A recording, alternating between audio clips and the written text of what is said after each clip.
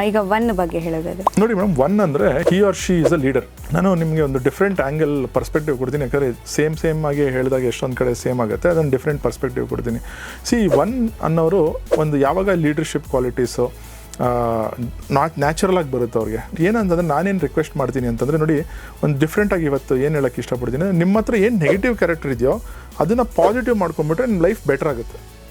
So ಇವಾಗ one ಅಂದರೆ ಏನು ಅಂತಂದರೆ ಅವ್ನ ಲೀಡರ್ಶಿಪ್ ಸ್ವಲ್ಪ ಸ್ಟಬನ್ ಕ್ಯಾರೆಕ್ಟ್ರು. ನಾನು ಥರನೇ ಆಗಬೇಕು, ನನ್ನ ಹಂಗೆ ಇರಬೇಕು, ನಾನು ಹೇಳಿದ್ದೇ ಆಗಬೇಕು ಅನ್ನೋದು ಜಾಸ್ತಿ ಇರುತ್ತೆ. ಸೊ ಅವಾಗ ಏನಾಗುತ್ತೆ ಅಂತಂದರೆ, as he will become a leader and he will go forward. But ಏನಾಗುತ್ತೆ, will also have lot of enemies or back stabbers. ನೋಡ್ಕೊಳ್ಳಿ, ಎಷ್ಟೊಂದು ಜನ ಒನ್ ಅವ್ರಿಗೆ ತುಂಬ ಬ್ಯಾಕ್ ಸ್ಟ್ಯಾಬಿಂಗ್ ಮಾಡ್ತಾರೆ. ತುಂಬ ಜನ ಇದು ಎಸ್ ಅಂದರೆ ದಯವಿಟ್ಟು ಕಮೆಂಟ್ ಮಾಡಿ.